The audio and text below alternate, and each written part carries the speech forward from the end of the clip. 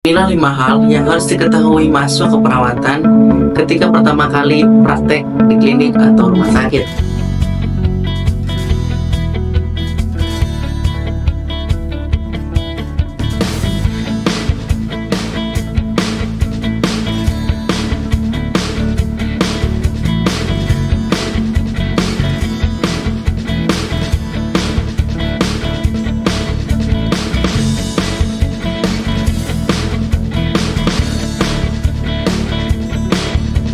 Yang pertama adalah siapkan mental. Di sini pasti kita sering mengetahui bahwasannya orang yang pertama kali bekerja atau memulai praktik di rumah sakit, mau puskesmas ataupun klinik, itu pasti mengalami grogi. Tapi tetap percayalah bahwasanya itu adalah proses.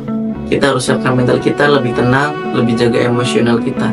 Karena ingat bahwasannya tidak ada seorang profesional yang langsung menjadi profesional. Seorang profesional yaitu berawal dari seorang yang baru pertama kali memulai atau newbie. Jadi mungkin kalian harus terapkan hal-hal ini. Karena apa? Karena ketika kalian memulai, otomatis kalian memulai langkah awal untuk menjadi seorang profesional. Sehingga kita harus siapkan mental dan fisik kita. Ketika di depan praktek kita lebih tenang dan kita siap untuk melaksanakan tindakan ataupun apapun itu. Itu yang pertama. Yang kedua adalah pahami lingkungan dan prosedur di dalam klinik ataupun rumah sakit. Kita tahu ketika kita pertama kali mau praktik di klinik ataupun rumah sakit, pasti kita diajak untuk tur oleh karu atau kepala ruangan. Nah, di sini kita harus cermati teman-teman. Kita harus tahu tempat laboratorium di mana, radiologi di mana, tempat rawat inap di mana, tempat mengambil obat. Ini yang penting nih. Di mana kita harus tahu, sehingga ketika kita ditunjuk atau diperintahkan oleh senior untuk mengambil obat, kita langsung tahu tempatnya. Maka dari itu kita penting untuk memahami lingkungan, situasi, dan prosedur. Dan tentu setiap rumah sakit mempunyai SOP masing-masing. Maka dari itu pelajari prosedur dari awal. Dan mungkin nanti di awal itu akan dikasih tahu prosedur-prosedurnya, kemudian dikasih tahu lingkungannya, dikasih tahu cara-cara dan sebagainya. Untuk itu perhatikan, jangan sampai kalian bercanda, tidak konsen dan bingung akan lingkungan dan prosedur yang ada di dalam rumah sakit tersebut. Itu yang kedua, yaitu adalah pahami lingkungannya dan prosedur apa yang ada di rumah sakit. Karena setiap rumah sakit itu berbeda-beda, sehingga kita praktik, kita lebih tahu dan lebih enak untuk memulainya. Yang ketiga adalah kembangkan keterampilan komunikasi yang baik. Komunikasi adalah suatu cara untuk menghubungkan antara satu dengan yang lainnya. Untuk itu ketika kita dipraktik di rumah sakit, kita harus berlatih untuk berkomunikasi yang baik, berbicara yang baik. Mungkin dengan pasien kita harus lebih care, lebih memotivasi, lebih untuk membujuk pasien ketika tidak mau diambil darah dan lain sebagainya. Itulah komunikasi. Kemudian kepada kakak senior ketika ditunjuk untuk ambil obat ya dek, atau ngasih darah ke lab ya deh, dan lain sebagainya. Itulah komunikasi. Dan jika kita tidak bisa mengambil darah contoh, maka kita harus komunikasikan. Izin kak, saya belum terlalu bisa, saya kurang pede, apakah boleh ditemani atau didampingi ketika mengambil darah? Itulah fungsinya komunikasi. Ketika ada, kak izin kak, saya telah terlambat untuk praktik karena di luar hujan, karena begini-begini dan sebagainya.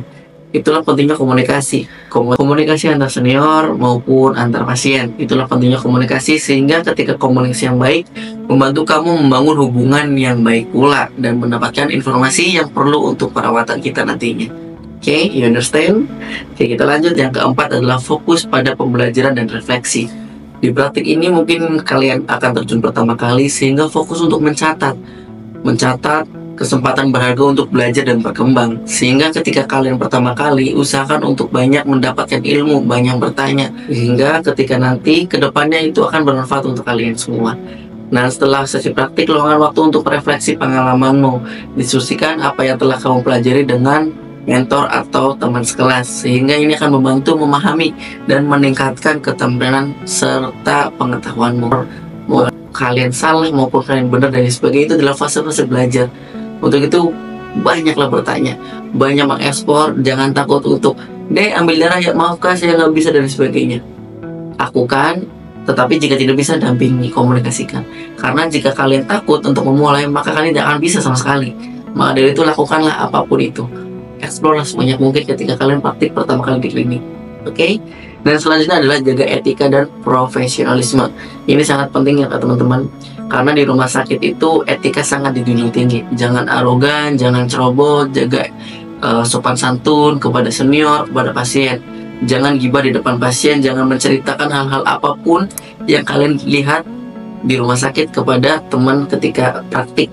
Itu sangat berbahaya teman-teman, karena itu menjaga kode etik keperawatan. Untuk itu perhatikan etika-etika kalian sekiranya tidak perlu dilakukan. Contoh live IG, kemudian bikin TikTok, itu yang mungkin lagi viral ya, perawat yang megang kateter dan lain sebagainya, kemudian viral, kemudian minta maaf.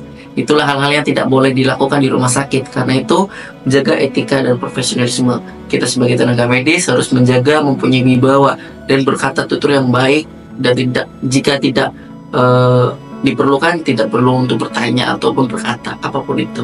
Dan itulah 5 hal ketika kalian pertama kali praktik di rumah sakit maupun di klinik. Semoga 5 hal ini menjadi acuan buat kalian untuk belajar. Jangan takut, tetapi jangan terlalu ceroboh. Ingat, komunikasikan jika kalian tidak bisa, karena pada dasarnya kita akan rasa takut tuh pasti ada. Apalagi ketika kita pertama kali, kita tidak pede, kemudian kita walaupun pernah ngambil darah di Phantom, di teman, tapi ketika di rumah sakit berbeda. Antara respon pasien sangat bawel, marah-marah, dan nggak suka sama kita dan lain sebagainya, itu pasti akan kalian alami. Untuk itu komunikasikan dan teruslah belajar, karena dengan kalian belajar, maka kalian akan mendapatkan insight dan pengalaman yang baru. Dan itulah 5 tips untuk kalian yang praktik pertama kali di rumah sakit atau klinik. Semoga ini bermanfaat, dan jangan lupa like, share, dan subscribe channel saya Alif Wulandar, supaya channel ini berkembang dan kalian mendapatkan informasi yang lebih akurat. Dan see you next time in video